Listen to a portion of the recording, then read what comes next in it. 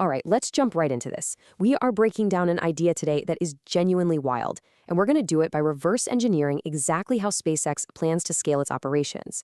This is an explainer that might completely change how you view the future of the global economy, mainly because we're looking incredibly closely at SpaceX's plan for 2040 growth.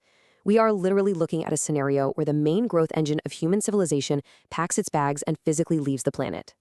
So we have to start with this absolutely massive claim Elon Musk made recently about SpaceX's ultimate financial trajectory. When someone says a single corporate entity could be worth more than the entire planet Earth, I mean, it sounds like pure science fiction, right? Now, we all know Musk's timelines can sometimes exist in their own special time zone, but when you actually break down the engineering goals, the launch cadences, and this massive shift toward artificial intelligence, the math behind this statement starts to form a very real and very, very aggressive roadmap. $126 trillion. Let that sink in for a second. That number right there represents the current global GDP, at least according to the International Monetary Fund.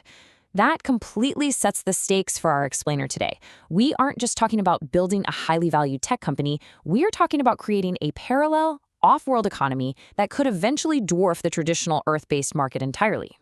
To make sense of all this, here's the game plan. 1. Worth more than Earth. 2. Lessons from economic history. 3. StarMind, which is Orbital AI. 4. The 2040 energy crossover. And finally, number 5, scaling with Starship. Okay, let's kick things off with Section 1, worth more than Earth. Let's see how a totally new paradigm is being built right now. So how exactly does a single company detach from Earth's physical limitations? Right now, literally any company on Earth, Apple, Nvidia, Saudi Aramco, you name it, they are fundamentally capped by Earth's resources, mostly energy and population. But there is this monumental shift happening. Industry analysts are projecting a jaw-dropping $11 trillion in AI spending over the next 6 years alone. The problem? AI data centers are incredibly thirsty for power and require intense cooling. Down here on Earth, massive data centers can consume as much water as small cities just to stay cool. It's a huge resource bottleneck. SpaceX's strategy? Just physically separate this new digital economy and move the whole thing into orbit. Out in the vacuum of space, you've got zero caps on solar energy capture, and the freezing environment gives you limitless cooling potential. By enabling this orbital infrastructure, SpaceX is setting itself up to capture a massive slice of that multi-trillion-dollar AI pie. Moving on to Section 2, lessons from economic history.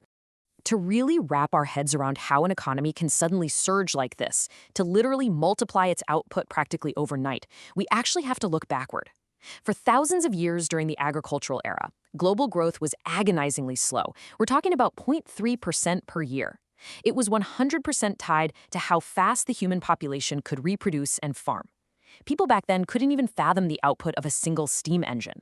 But then, the Industrial Revolution hits. We introduce engines and automation, and boom, growth skyrockets by a factor of 10, jumping to a sustained 2 to 3% per year.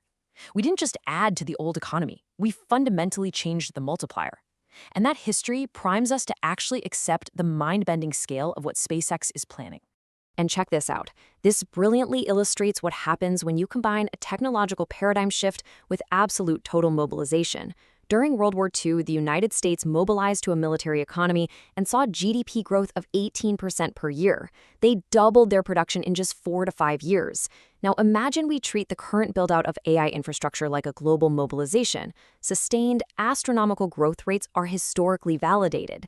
Only this time, the mobilization isn't for a war that eventually ends, it's for constant productivity growth through automation, robotics, and AI, permanently uncapping human labor constraints. This is the exact historical blueprint driving SpaceX's plan for 2040 growth. They're treating orbital infrastructure like a total planetary mobilization. Which brings us perfectly into Section 3, StarMind Orbital AI. Let's look at the actual hardware. When we talk about orbital data centers, please don't picture the small communication satellites like the current Starlink fleet. We are talking about absolute behemoths. The proposed StarMind AI satellites feature a 20-meter deployed height with solar panel wingspans stretching 70 meters across. They're designed to carry a massive 120-kilowatt compute payload. To really anchor these numbers in reality, just look at the cooling system. The deployable liquid radiators are 110 square meters. Guys, that is roughly the size of an American football field for a single satellite. Plus, they come equipped with redundant pump loops and integrated shielding to protect them against orbital debris and micrometeoroids. And this is the brilliant solution to the biggest debate experts have had about orbital AI. How on Earth, or, well, in space, do you keep 120 kilowatts of intense AI computing power from melting itself into a puddle of slag? Here's the ELI-5 physics of it all. Space is freezing cold. Yes, absolutely. But it is also a vacuum. That means there's no air. You can't just use a giant fan to cool chips down through convection like you would on your gaming PC. Instead, you have to use those giant liquid radiators to literally radiate the heat away as infrared light. The trick is, you actually run the chips much hotter than you ever would on Earth. By creating a massive temperature difference between those extremely hot chips and the freezing vacuum of space, those football field-sized radiators can efficiently reject the heat outward. And remember, SpaceX already operates over 10,000 satellites. They have a tremendous amount of operational experience managing thermal dynamics in orbit. All right, Section 4, the 2040 energy crossover. We are approaching the climax of this entire roadmap here. Because if you chart out the launch capabilities required for all this, everything converges on a massive crossover point right around the year 2040. This is a metric that dictates absolutely everything. Energy. Right now, the entire planet Earth uses about 3.5 terawatts of power. But SpaceX's goal is to continuously launch massive solar arrays and AI payload rocks into orbit. By scaling up to megawatt-class satellites, SpaceX plans to generate 5 terawatts of solar energy entirely in space by 2040. At that point, the primary engine of human energy consumption and productivity will literally exist off-world. But listen, generating that power is only half the equation. To actually utilize 5 terawatts of orbital solar power, humanity is going to need to manufacture around 500 million massive AI chips every single year. For a little context, the entire global chip industry produces around 3 trillion total chips today, but only a tiny fraction of those are advanced AI chips. So reaching this goal means humanity will essentially be launching the entire planet's current high-end silicon output straight into the sky. It's shifting the massive scale of Earth-based manufacturing directly into supplying the star-mined orbital constellation. Finally, Section 5, scaling with Starship.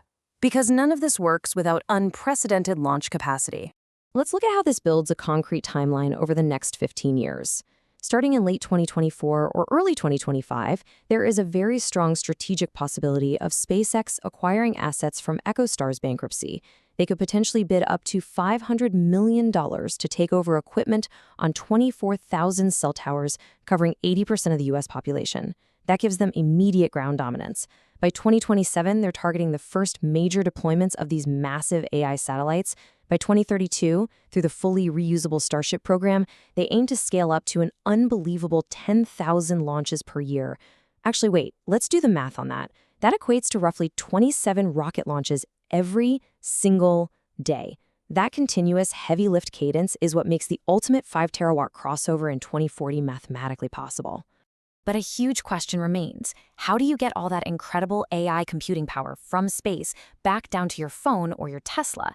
SpaceX is filing to use entirely new spectrum bandwidths, specifically the W and D bands. These operate in the millimeter wave and terahertz frequencies. To put that in plain English, think of our current 5G networks, but on absolute steroids. These terahertz frequencies act as massive, invisible fiber optic cables in the sky. Right now, satellites handle about 60 gigabits, but these new bands will act as massive industrial trunk lines, delivering multi-gigabit speeds straight from space to your ground devices. And to manage this incredibly dense orbital network, automated AI avoidance systems, kind of like Tesla's full self-driving, are already moving the current fleet 5,000 times a month to safely dodge debris. It is a completely automated, self-managing orbital grid. Which brings us to the ultimate question. We've spent our entire history viewing the global economy as a zero-sum game, bound by the borders, the oceans, and the resources of Earth. But if SpaceX successfully executes this Starship scaling, moves human compute into the limitless energy vacuum of orbit, and kicks off a total mobilization of AI manufacturing, what happens to our civilization when our primary engine of growth is fundamentally decoupled from the physical limits of our home planet? It is a massive, multi-trillion-dollar paradigm shift. And you know what? It might just be happening right above our heads as we speak.